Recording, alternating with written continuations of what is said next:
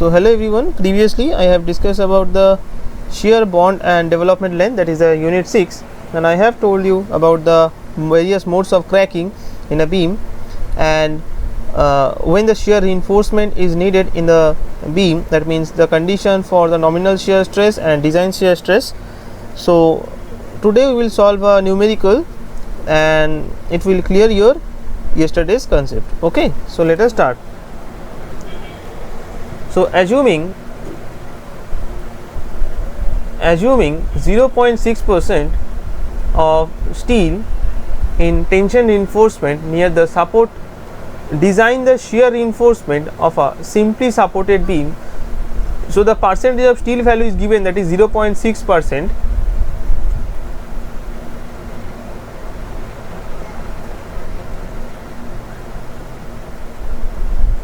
and it is a simply supported beam where the effective span is 5.25 meters. So the effective span is 5.25 meter and the cross sectional dimension of the beam, that is B equals to 250 mm and D, that means the effective depth, that is 450 mm. Okay, the beam is subjected to a UDL of 30 kilonewton per meter. So the value that is given 30 kilonewton per meter. Okay, and it is including the self weight. Okay, so that means it includes the self weight of the beam. Now assume the M20 grade of concrete. So the grade of concrete is given, that is M20, that means the value of FCK, that means the characteristic compressive strength of concrete, that is 20 megapascal, and the grade of steel, that means Fy value is also given. So Fe 415, so Fy we can write that 415 Newton per millimeter square. So these are the value which are given in the question. Also the clear span is also given, that is 5.0 meter. So first try to draw the beam. So this is the cross section of a beam where the value of this is B, this is given. Also if we consider these are the reinforcement, this is D. Okay, this is the effective depth. So this is a cross section of a beam and it is also said that it is a simply supported beam, right? So as this is a simply supported beam, we can determine the shear force in each support, right? Consider it is RA and this is RB. Okay, and the uniformly distributed load that is coming over here, that is 30 kilonewton per meter, right? So this is 30 kilonewton per meter. So what will be the value of RA and RB, as this is a symmetrical structure? So RA equals to RB, definitely, right? And the total load coming over here, that is 30 into what is the length of these two support? This is given, that is 5.25 meter, right? So this is 5.25 meter. So 30 into 5.25 is the total load, right? That means W into L effective, we can write it like 30 into 5.25. So definitely the RA equals to RB. So RA plus RB, we can write 30 into 5.25. As the RA equals to RB, so RA equals to 30 into 5.25 by 2. So that means the value of RA, that means the shear force that we get, that is 78.75 kilonewton. Okay, so as we got the value of shear force that is considered as RA and RB, so what will be the value of VU? That means the factored shear force, that is 1.5 into 78.75, the partial effective factor. So ultimately we got the value of VU, that means the factored shear force, that is 118.125, 125. This is in kilonewton. Okay. So we actually need this value, that means the VU, to determine the value of tau V.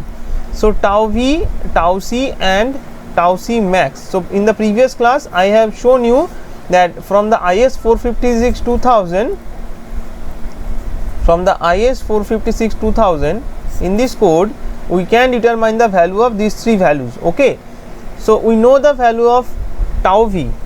So tau V equals to VU by BD. Okay, I am showing you this particular equation in the code. Okay, so let's go to the code. Yeah, so here you can see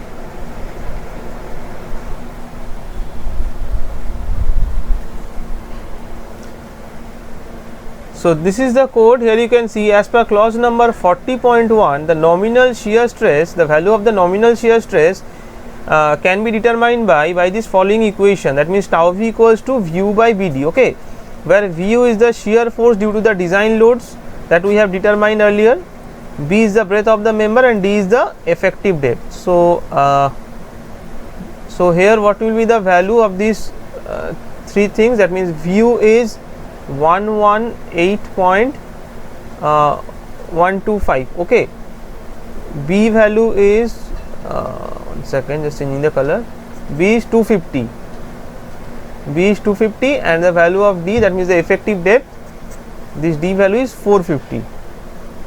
So now we can determine the value of tau V, that means the nominal shear stress. And one thing, note that this is in kilonewton, so we need to multiply it 1000. Okay, because the ultimately value that we get, that is in Newton per millimeter square.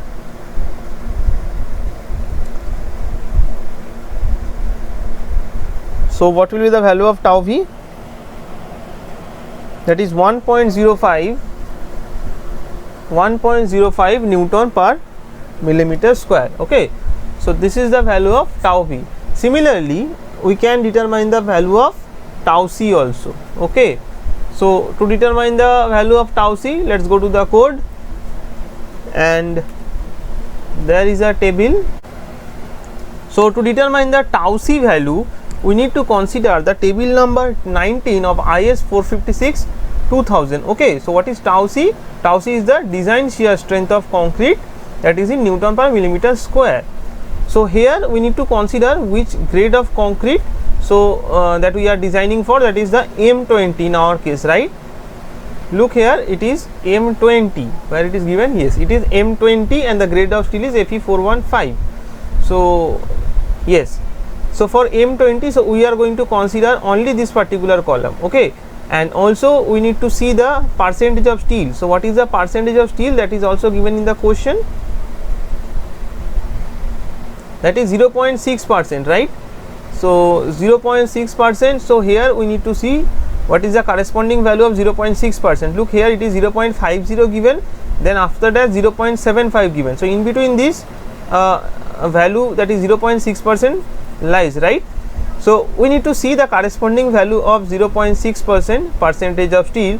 So if you make the interpolation, you will get the actual value. So I am just considering near about 0.53 currently. Okay, you know how to determine the interpolation, how to make the interpolation, previously I have shown. So you can do that to get the actual value. So I am just considering 0.53. okay, so the percentage of the tau C value, that means the design shear strength of the concrete, that is 0.53. so let's write tau C equals to 0.53. okay, that is in Newton per millimeter square, and it is I get the value from table 19 of IS 456 2000. Now the question is, should we need to provide the shear reinforcement or not? So for that particular case, we need to see the code. Here it is mentioned that in which case we need to provide the minimum shear reinforcement, and in which case we need to provide the shear reinforcement. Okay, so look, when the tau v is less than tau c given in the table 19 that we have determined, so if the tau v is less than tau c, then only we will provide the minimum shear reinforcement. Okay, so let's check in our case is the what is the value of tau v, that is 1.05. Tau v is 1.05 and tau c is 0.53. That means in our case tau v is greater than tau c. So is that condition satisfied? No, it is not satisfied, right? So that is why we need to go for this one, that means 40.4, and shear reinforcement in this case is necessary. Okay, so when the tau v exceeds tau c given in table 19, so that is why what we need to do is we need to provide the shear reinforcement by using the following forms. So there are three following forms are there, that means A is the vertical stirrups, then the bent up bars along with the stirrups, and the inclined stirrups. Okay, so the first case, that if we need to provide the shear reinforcement, we will consider this particular thing. That means here it is said that shear reinforcement shall be provided to carry the shear equal to the Vu equals to tau c Bd. Okay, and that means the shear reinforcement is the nomenclature of the shear reinforcement, that is Vus. Okay, so Vus, that is equals to Vu minus tau c Bd. Okay, so let's write the formula over here. Okay, first I am removing some portion.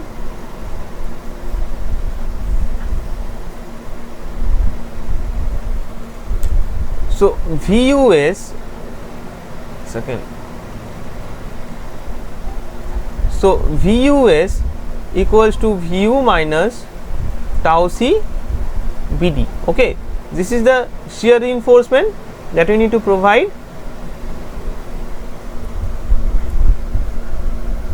So what will be the value of Vus?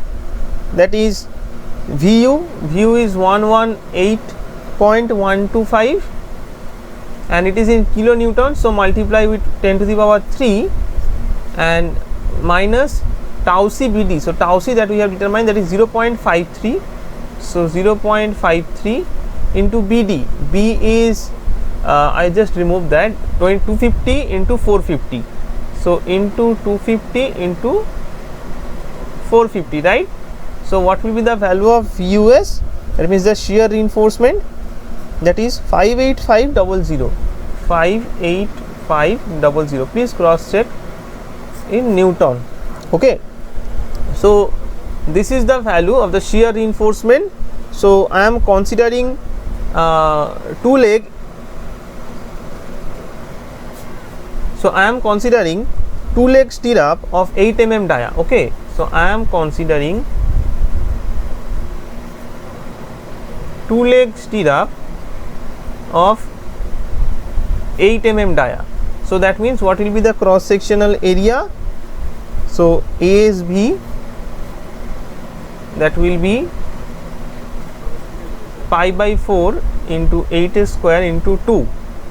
Okay, and ASB, you can see here in the code it is given, ASB is the total cross sectional area of stirrup legs or bent up bars within the distance SB. SB is the spacing of the stirrups. Okay, and we will consider this particular formula, that means Vus is equal to 0.87 Fy ASB d by SB. So from this equation we will need the value of SB. Okay, because you can see apart from SB all the values are known. So we will write this formula and we will get the value of SB. Okay, so before that let's determine the value of ASB first. So ASB, if you make the calculation, it will be 100 mm square. Okay, so let's put the formula that is given in the code, that means this one. So we can write that ASB, sorry,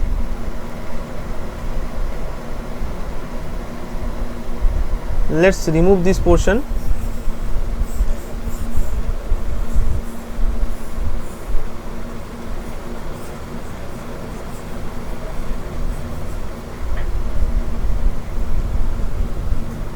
So from the code we can write the equation, that is VUS equals to 0.87 FYASB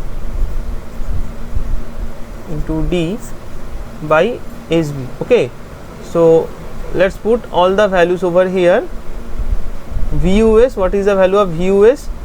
Okay, I'm just changing the side. This is SB equals to 0.87, FY is 415, right? So 415 into ASB. So ASB just we have determined, that is 100. D, the effective depth, that is 450. So 450 by VUS goes here, that means the value of VUS, that is 58500. So this is the ultimate value of the spacing. So what will be the value of spacing? It is 278 millimeter, 278 mm. Okay, so definitely we need to provide the spacing. So what is the maximum spacing? As per the code, the maximum spacing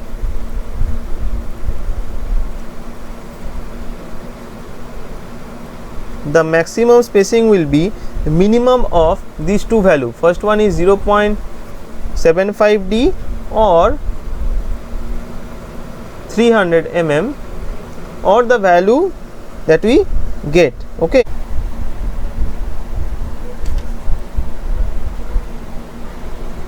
so the value of SB that we have determined, this is the spacing 278 mm. So let's check what are the condition for the maximum spacing. So the maximum spacing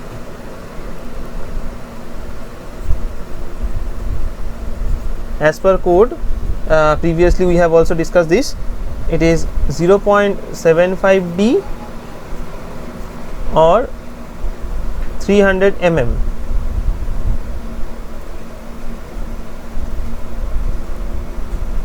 Whichever is less, and also this 278 mm. Okay, so if you determine the 0.75 D, it will be 0.75 into D means effective depth, that is 450.